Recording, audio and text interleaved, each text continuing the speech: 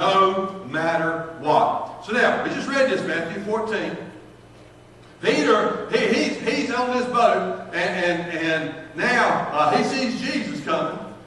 And he says, Lord, if it be that you, bid me come. And so he says, okay, come. And he gets out of the boat, and as he gets out of the boat, he starts looking around and seeing how everything is in a bad situation. Think about something. Nothing has changed. From the time he got out of the boat to the time he got walking to Jesus, nothing had changed. So watch this. The invitation from Jesus came in the storm.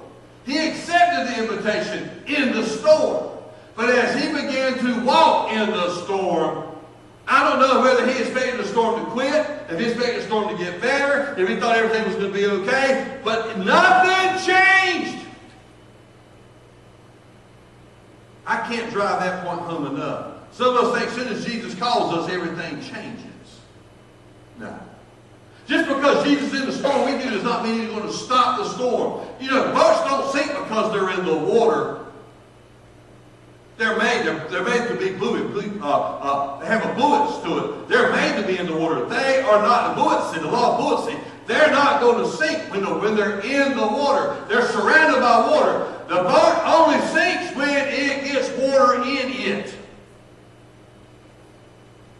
Some of us are allowing the water to get in us and not letting the bilge pump of faith keep the water out.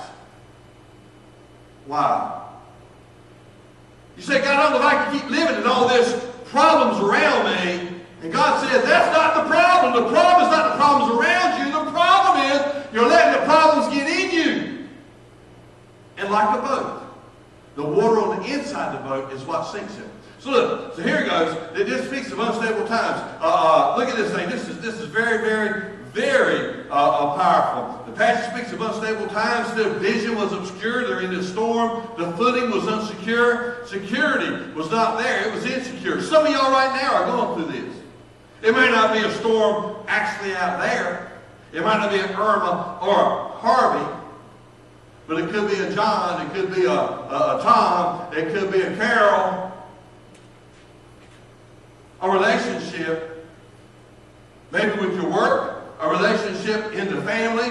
It could be something going on, but you're here and you can't see good. It's obscure. You don't even know how to put your foot down anymore to get anything straight, and your security is all taken away. And so it's during this time is when the problems really begin to happen. So you see the ship, that was a collective problem. So they're all in this ship and they're having a hard time trying to navigate. And Peter is an experienced fisherman. And he cannot control the boat because of the storm. Some of us think we got it all together. Anybody in here think you got it all together? Raise your hand. Okay. Anybody in here that at one time thought you had it all together? Raise your hand. Hands should go up everywhere. But you know what? Every time I think that I got it all together, the Lord showed me, nah, you ain't got it all together. You know, I had this wild thought this morning. I was riding along, or it was last night. I was riding along in the dark, and I looked up, and I saw the stars. I looked down and said, well, God's on the outside of all this. So when he's looking down, and looks down at David Linton, until he zeroes in, he sees a little speck. I said, ain't that something? Angels see a little speck till they come down and get involved in their life. And I see that speck, and I was thinking about the thing. The thing that's actually driving me crazy and is so big in my life that it's destroying me. I'm allowing it to destroy me. It's not destroying me. I'm allowing it to destroy me. Whatever that big object is, to God, it looks like a little bitty speck. So why is it impossible to believe that God can take care of that little bitty speck? What's a boulder to me is a speck to him. He can take care of it. So here they're on the ship. And now, here it is, individually, collectively, they're having problems. And now, here's the problem. The bottom has dropped out. See, there was 2 storms in the same day. We had 2 hurricanes in the same week. Irma and Harvey. And we had an earthquake in Mexico and the possibility of a tsunami. And so, all this is going on, plus there's other earthquakes going on all around the world. But here, in this day, I want you to think about something. There was 2 storms that day. Think about it. Listen, watch this carefully now. The circumstances on the outside, storm, and the disrupted peace on the inside. There's a train riding down through the mountains. Train's riding down through the mountains. The weather is so bad. And lightning is flashing. There's water covering the tracks, and the people are really kind of scared. And the train can't stop. Until it stops, it's going to be in trouble. So the train keeps navigating. And like I said, there's water, and they're scared to see trees falling, and they're having a hard time. And the people on the train are getting really, really upset. Some are praying, some are screaming. And look at this little girl sitting up front. The little girl sitting up front was swinging her legs, whistling. And somebody finally noticed that little girl up front, swinging her legs and just to whistle and sing. And finally somebody walked up to the little girl sitting by herself and said, hey dear, aren't you afraid? She said, of what? She said, have you looked out the window? She said, I'm looking out the window right now. She said, don't you see the water coming over the track? She said, yes, sir. Don't you see the trees falling? Yes, sir. Don't you see the winds? The rain, and see the winds blowing and see the lightning? She says, yes, sir. I said, doesn't it scare you? Aren't you worried that this train's not going to make it? She said, I'm not worried at all. And he said, well, how come you're not like the rest of us? She says, well, it's simple. My daddy's the engineer.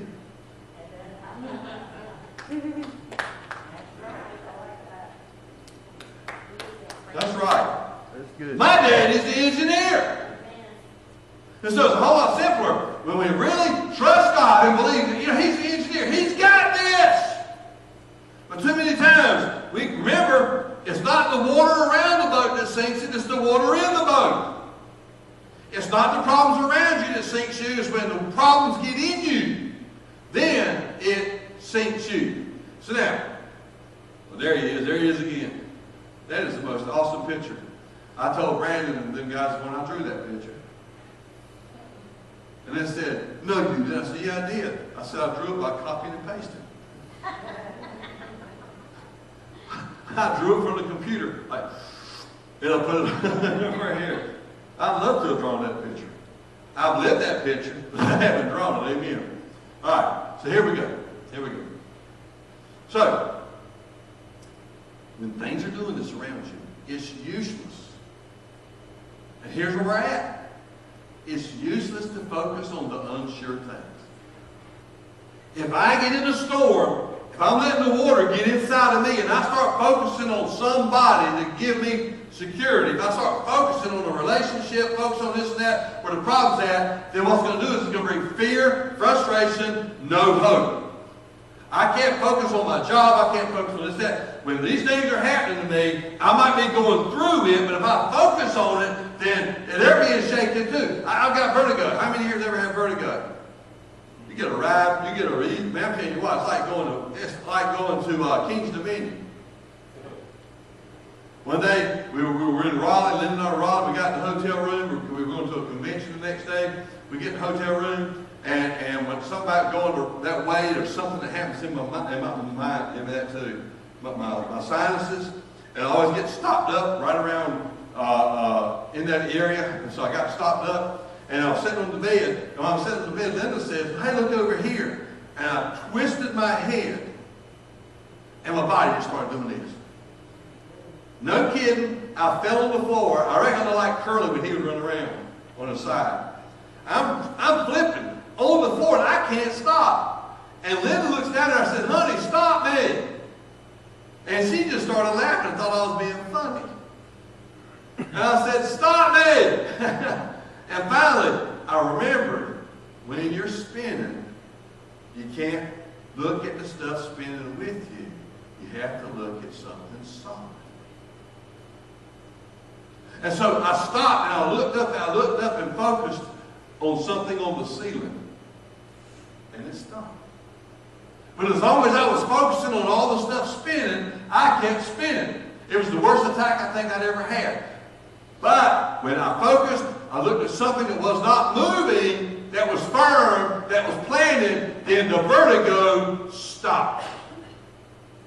Some of us, I'm going to tell you, I do it myself too, and I have to keep telling myself and catching myself, when you find yourself spinning, Quit looking at the stuff that's spinning in your life to help you get security. It's not going to happen. It's only going to spin harder. The way you do is you look for something that's not spinning. And what is not spinning? Hey, it's pretty obvious. Jesus. He's not spinning. If I can take His Word and read His Word, I'll feel a whole lot better. I can worship. I feel a whole lot better. I can practice the promises of God in my life and practice the promises that whatever I'm going through, where God has given me assurance that it's going to be okay. And when I begin to focus on, listen. If you got a person in your life that's driving you crazy, don't raise your hand, do not point. If you focus on that person, I'm going to be very honest with you. You'll never get better. It'll get worse. But if you focus on Jesus and give Jesus that person, it'll change. There was a minister friend of mine, a minister. He was fighting with another minister. Holy, holy, holy.